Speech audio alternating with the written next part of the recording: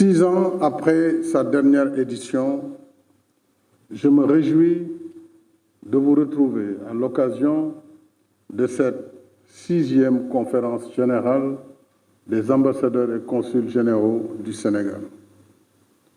Depuis notre dernière rencontre, le cours de l'histoire s'est beaucoup accéléré. Aux mutations géopolitiques et géostratégiques s'est ajoutée l'aggravation de certains phénomènes, dont la montée des populismes et des extrémismes de tous bords, le terrorisme international, le changement climatique, l'explosion des réseaux sociaux et son corollaire de fake news. Et plus récemment, la pandémie Covid-19 et ses multiples impacts. C'est dire que notre réseau diplomatique et consulaire continue de se déployer dans un contexte de renouvellement permanent des enjeux et des défis, ce qui nécessite souplesse, lecture affinée des événements, esprit d'anticipation, de diligence et d'adaptation. Tout cela en gardant à l'esprit les fondamentaux de notre démocratie. J'allais dire les fondamentaux de notre diplomatie. La protection de nos compatriotes vivant à l'étranger. Le bon voisinage. L'engagement panafricaniste à l'échelle régionale et continentale. La défense des droits de l'homme. La contribution aux missions de paix en Afrique et dans le monde, la promotion des intérêts économiques et commerciaux de notre pays, l'élargissement du cercle de nos amitiés, sans exclusion ni exclusivité. Sous le prisme de ces facteurs qui forment l'impératif d'intérêt national, notre diplomatie doit continuer d'agir et d'assumer ses responsabilités africaines et internationales. C'est le sens de nos mandats à la présidence en exercice de la CEDEAO, au Conseil de paix et de sécurité de l'Union africaine, au Conseil des droits de l'homme, au Conseil de sécurité des Nations unies, entre autres. C'est aussi le sens de notre prochain mandat à la tête de l'organisation continentale. Voilà ce que le thème proposé pour cette conférence, diplomatie sénégalaise et relance post-Covid à l'aube de la présidence 2022 de l'Union africaine, voudrait peut-être traduire. Je comprends volontiers relance post-Covid comme une suggestion prospective. En effet, si la situation s'est améliorée chez nous, la vague qui sévit actuellement dans le monde, et dans plusieurs pays en particulier, montre que nous sommes toujours exposés au virus, que la pandémie n'est pas encore éteinte et que nous ne sommes pas encore à l'ère post-Covid. Nous devons cependant rester combatifs et nous préparer à la relance. C'est pourquoi je n'insisterai pas outre mesure sur notre plan de résilience économique et sociale. Vous avez été parmi les acteurs de sa mise en œuvre par les efforts considérables que vous avez déployés, ambassadeurs et consuls généraux, dans le cadre de l'appui que nous avons apporté à nos compatriotes de la diaspora pour plus de 12 milliards de francs CFA. Programme exécuté à plus de 93%.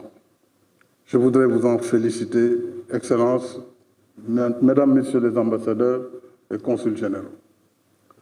Et c'est là un des facteurs, j'allais dire un des indicateurs de la profondeur de la crise, puisque pour la première fois de notre histoire, les transferts de fonds venant d'habitude de notre diaspora si généreuse vers le pays se sont faits, cette fois-ci, dans le sens inverse. C'est à la fois un acte de solidarité et de témoignage de gratitude. Au-delà des actes de résilience, nous devons transcender l'épreuve et préparer le futur. Car gouverner, on le dit, c'est prévoir et anticiper.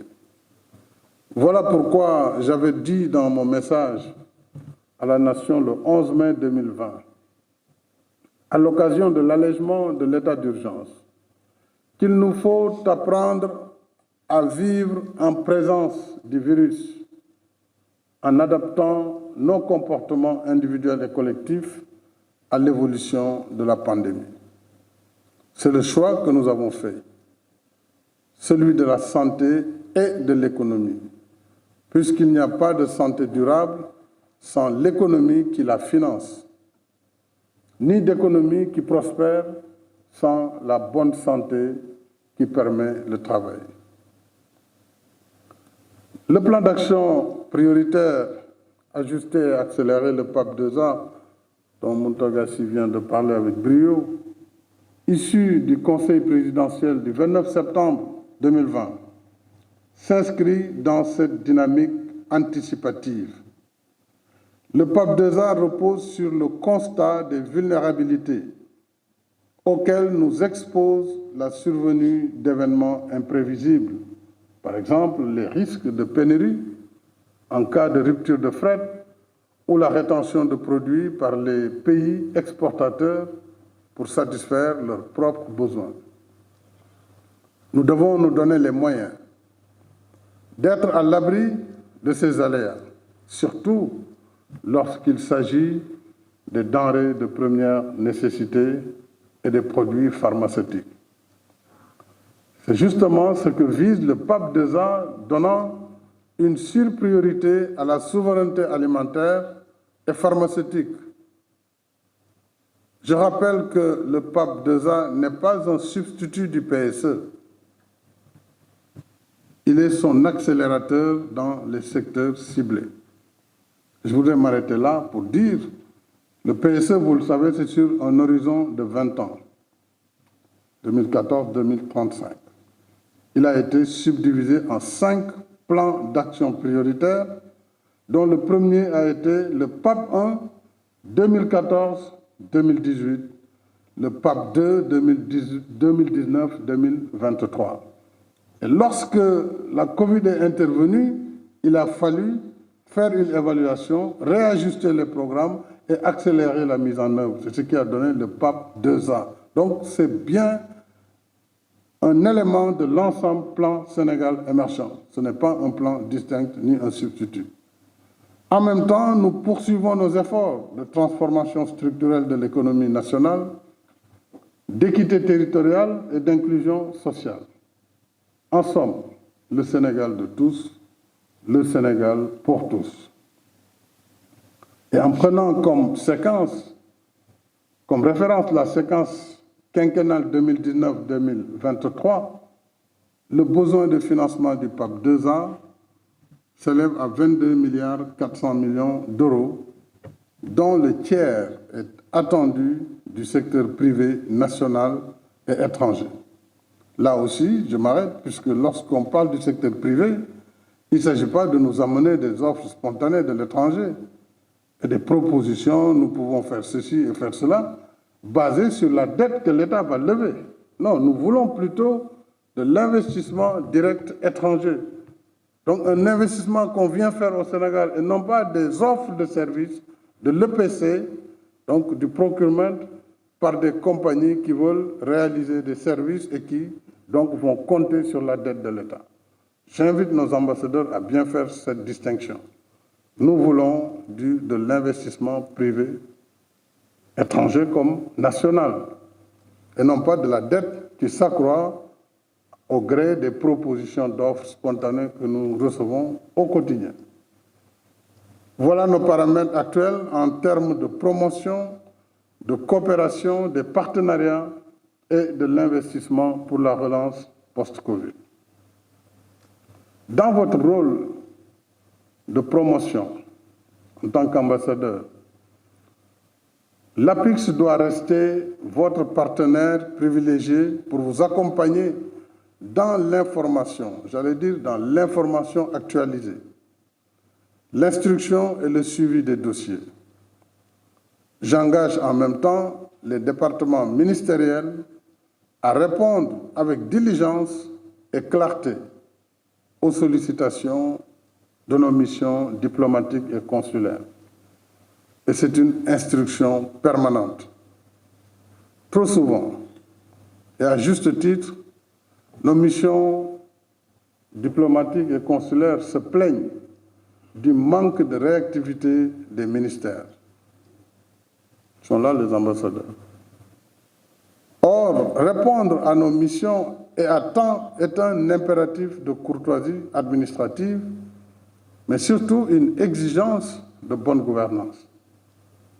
S'y ajoute que les ambassadeurs sont des plénipotentiaires du chef de l'État, dépositaires de sa confiance et des pouvoirs qu'il leur délègue, au même titre que les ministres du gouvernement qu'ils représentent à l'étranger. Pas pour rien qu'on dit toujours ambassadeur plénipotentiaire, ce n'est pas plein de poussière, c'est plénipotentiaire.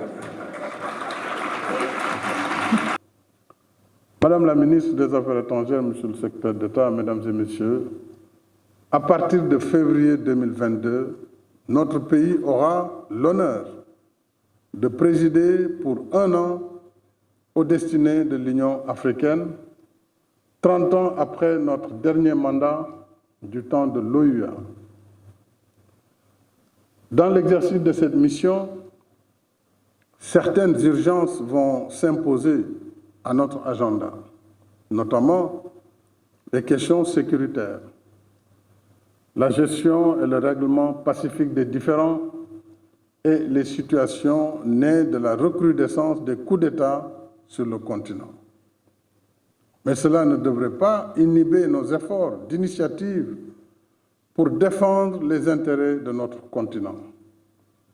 Je pense entre autres à la juste rémunération de ses ressources minières, pétrolières en particulier, à la réforme de la gouvernance politique, économique et financière mondiale, à la production de vaccins anti-Covid en particulier et autres pathologies, à la réallocation partielle des droits de tirage spéciaux des pays développés sous forme de prêts en soutien aux efforts de résilience et de relance post-Covid des économies africaines, mais également à une transition énergétique juste et équitable dans le cadre de la lutte contre les changements climatiques.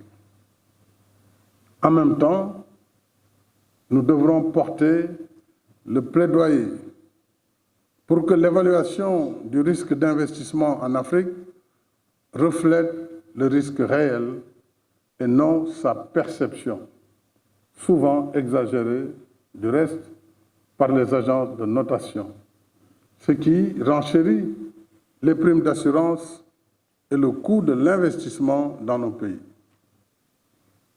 Je vous fais entièrement confiance, Madame la ministre des Affaires étrangères, ainsi qu'à vos équipes, pour défendre avec sagacité ces thématiques majeures de notre mandat, en gardant à l'esprit ce qui forme l'ADN de notre diplomatie, à savoir l'ouverture au dialogue, la modération, la force des idées et le respect mutuel.